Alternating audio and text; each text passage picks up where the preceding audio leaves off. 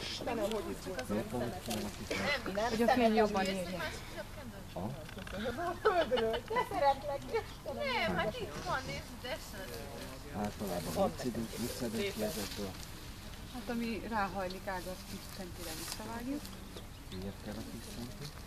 Hát, hogy csonkot hagyjuk. És miért? Illetve a keminovásokat, hogy jó, ők adnak mind a kettő. Akkor ne az egészbe száradjon, hanem csak az a csonk. Ezt, amit megfogtál, mert ez befelé hajlik.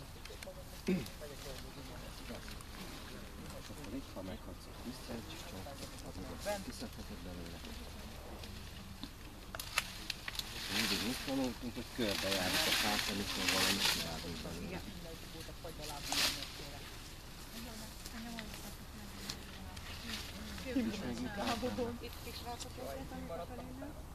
Kicsit följebb vágod és szedheted ki.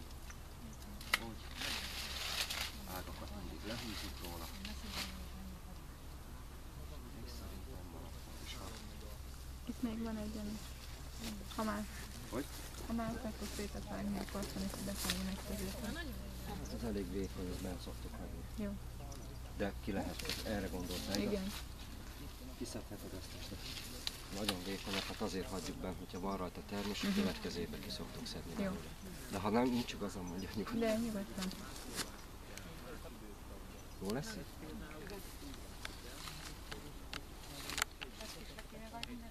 most ezt csinálta egy csávó.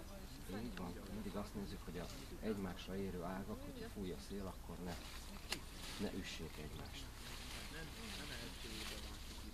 Mert csak leverik a termést. Játszunk még egyet? Ahogy nektek tetszik. Végig mehetünk. Na nézzük meg ezt. Akkor te csinosság. És itt van egy ilyen sérült rész, amit sebkezelni kellene, nem? Elvileg minden metszésnél, főleg az ilyen kis fáknál is használom. És még ebben mit lehet mondani?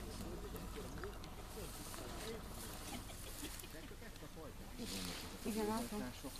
Az egyiket szerintem érdemes kiszedni, a másikat azért fogtuk meg, hogy legyen rajta még terves.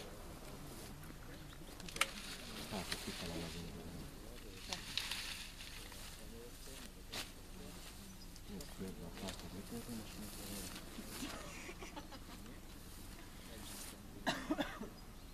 szívesszerűbb még egyet kiszedni, de ráhúzom, hogy nem. Nem, azokat hoztam, hogy szeretben, tehát 2 sörét, ült egy fát. Ja? Szénáset húztam, csak vele tudok. Erre gondoltam. Az is jó, mert itt üti a másikat, de ott a közepében is, akkor inkább. Igen, mert ez ráfogni minden.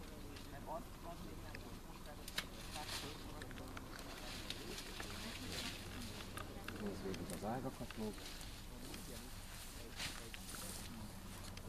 Itt is van egy, hogy ez jó, mert lenövi, vagy?